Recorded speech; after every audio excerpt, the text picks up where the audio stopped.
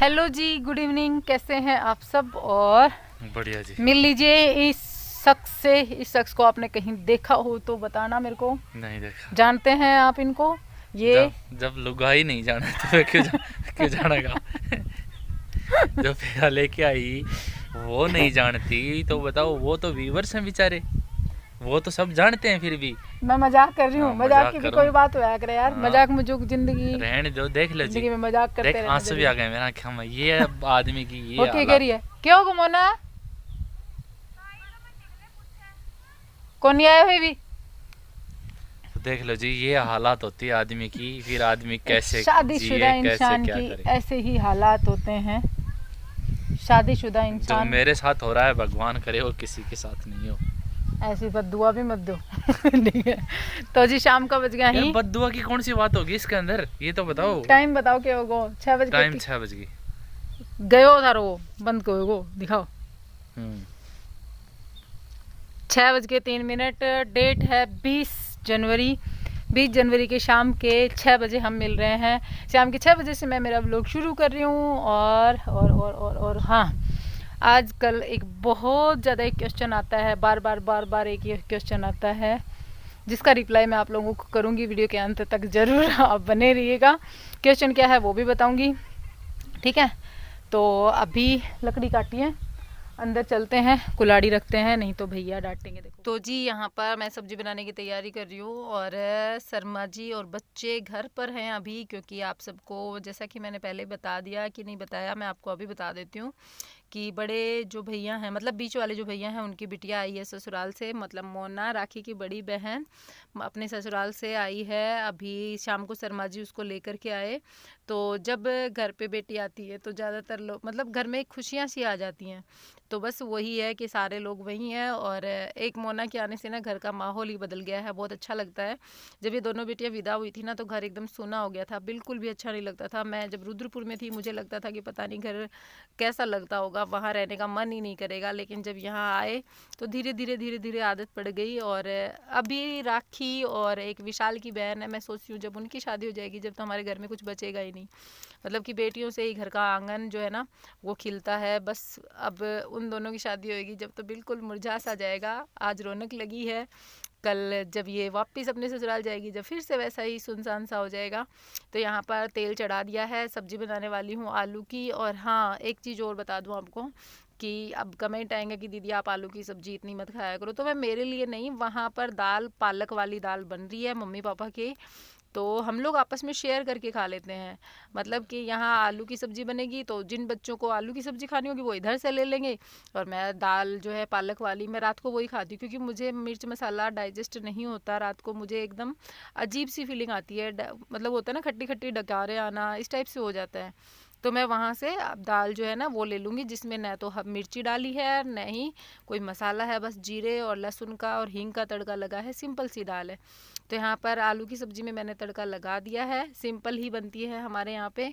प्याज टमाटर काट करके भाभी जैसे बनाती है वैसे बना रही हूँ, क्योंकि मेरी भाभी जो मतलब राखी की मम्मी है ना, वो बाद में ऐसे प्याज टमाटर कट करके डालती है, वो बनाती है। वो सब्जी मेरे बच्चों को भी बहुत पसंद आती है और उन बच्चों को भी। तो बस इसमें अब लहसुन और मिर्ची का जो पेस्ट बना के मैंने रखा है वो जाएगा, नमक जाएगा, हल्दी जाएगा। ये लो जी, सब्जी छोक दी और सब्जी बनेगी। अब शर्मा जी आए हैं घर से, घर गए थे, अचार डाल के आए नींबू का। आज इन्होंने नींबू का अचार बनाया। मेरे को कई दिन हो गए करते हुए, नींबू का अचार ले आओ, नींबू का अचार ले आओ। जब ये बोले ला मैं बनाऊँ, तो आज हनी नींबू का अचार बनाया हूँ। और आज मैं आप लोगों के साथ में कुछ ऐसी बातें शेयर करना चाह रही हूँ कि शायद तक आप लोगों ने नहीं सोचा होगा ऐसा कुछ। बहुत से लोग सोचते हैं कि हम यहाँ रह रहे हैं ना गांव में, तो वो नहीं रहना चाहिए, ठीक है, सिटी में रहना चाहिए। तो पहले तो मैं आप लोगों को कुछ ऐसी चीज़ें बताना चाहती हूँ कि जब हमारे पास अच्छी खासी जॉब हुआ करती थी, शर्मा जी ने 2020 तक लॉकडाउन लगा था ना, तब तक बहुत अच्छी एक जॉब थी, हम लोगों का बहुत बढ़िया काम था, तब तक हम बाहर ही थे। और साहब एक बात बताओ, जब आप बाहर था, रुद्रपुर भी रहा, हरिद्वार भी रहा, यमंगनूर रहा और मुतकुर रहा साउथ में, कभी भी मैंने आपसे ये कहा कि हम यहीं सेट होंगे, मेरा क्या रहता था कि मेरे को कहाँ जाना है, कहाँ रहना है, कभी मैंने किस मामले में बात की? कभी भी हमारे साथ गांव में जी, पूरी फैमिली के साथ जी। मेरा पता है एक सपना हुआ करता था, अभी भी है। अब तो मैं यहाँ हूँ तो बस ये है कि वो सपना नहीं है, अब तो हकीकत है। जब मेरा एक सपना हुआ करता था, जब लोग यहाँ पर सब लोग गांव में इकट्ठे रहते थे, सब मज़े से रहते थे, फ़ोन पे बात होती थी ना, जब मैं हमेशा इनको एक ही बात कहती थी, यार अपनी कितनी कैसी लाइफ है कि हमें मतलब एक जॉब के लिए। इनका भी एक फेवरेट गाना था, वो है ना 4 पैसे कमाने में आया शहर, है ना, वो इनको वो गाना बहुत बहुत ज़्यादा पसंद है। ठीक है, तो ये जो लाइफ है ना, कई लोगों को लगता है कि इस लाइफ में सुकून नहीं है, ठीक है, लेकिन इस लाइफ में बहुत सुकून है। हालांकि सुविधाएं नहीं है यहाँ पे, लेकिन सुकून बहुत है। मैं आप लोगों में से बहुत से लोग बाहर सेट हैं, जो बाहर जॉब कर रहे हैं सिटी में, बड़ी बड़ी हाई क्लास सिटी हैं और अच्छे खासे पैसे भी कमा रहे हैं। मैं उन सब से एक बात पूछना चाहती हूँ कि आप लोग संतुष्ट हैं? वैसे तो एक इंसान कभी भी अपनी लाइफ में संतुष्ट नहीं होता, लेकिन मन में बाहर रहते रहते एक मन में एक कसक रहती है कि यार परिवार के साथ नहीं है। सही बात। काटी दो बरासी। 10 साल में हमने पता नहीं कितने फंक्शन छोड़े, कितने फंक्शन। अपन पिछला 1 साल में जितना फंक्शन अटेंड करा होगा, उससे आधे भी हमने पूरे 10 साल में अटेंड नहीं किए, उससे आधे भी। मतलब साल में आपको एक बात बताऊं तो आरती की सगाई हुई, मैं नहीं आ पाई, ठीक है। भाई की सगाई हुई थी, वो हुई थी लॉकडाउन में, हम आए थे, ठीक है, हम गए थे सगाई में। कहने का मतलब है कि बहुत सारे फंक्शन छोड़े, परिवार छोड़ा, ठीक है, हर चीज़ छोड़ी है। तो बाहर रहना पसंद नहीं था हमें कभी भी, चाहे भगवान ने नौकरी छुड़वा करके हमें घर पहुंचाया, लेकिन घर पहुंचाया। मैंने मांगी थी ये दुआ कि भगवान इनकी नौकरी छूट जाए ताकि हम ये दोबारा खुद का काम करें और हम गांव में रहने लग जाएं। अच्छा जी, ठीक है, उसी का नतीजा है ये। उसी का नतीजा है। हम थारे सामने मांगा करती, रोज़ क्या करती है, भगवान या नौकरी कब छूटे और हम घर जावा, मैं ये कहती थी। और चाहे इस ज़िंदगी में सुविधाएं नहीं है, शारीरिक मेहनत है, लेकिन सुकून है। जब वहाँ सोती थी ना, जब मेरे सिर दर्द रहता था, मेरी नींद कभी पूरी नहीं होती थी, मेरे पास सोने को इतना टाइम होता था कि मेरी नींद पूरी नहीं होती थी फिर भी, ठीक है, फुल टाइम होता था, ना कोई काम का बर्डन था। लेकिन यहाँ पर 4 घंटे में नींद पूरी हो जाती है। 4 घंटे अगर सो जाए ना इंसान तो नींद पूरी हो जाती है। और हाँ, एक चीज़ और कहूँगी कि मेरी जब तक चलेगी, और बाकी इनकी मर्जी है, मेरी जब तक चलेगी, जब तक माँ बाप है ना, जब तक तो यहाँ से मैं हिलने की भी नहीं हूँ। कई लोगों के कमेंट आते हैं कि आप कहीं के रेंट पे देख लो घर। मैंने आप लोगों को ब्लॉग की स्टार्टिंग में बताया था कि आज मैं एक बहुत बड़ा इश्यू क्लियर करने वाली हूँ। कई लोग कहते हैं कि रेंट पे घर देख लो, आप बाहर कहीं सेट हो जाओ, ठीक है। तो मैं आप लोगों को एक बात कहना चाहती हूँ कि मुझे रेंट पर रहना अच्छा नहीं लगता, उससे ज़्यादा अच्छा मुझे मेरी खुद की इस झोपड़ी में रहना पसंद है। ये चाहे झोपड़ी होगी, लेकिन यहाँ पे बहुत अच्छा सुकून भी है, बहुत अच्छे से, मतलब वो है ना,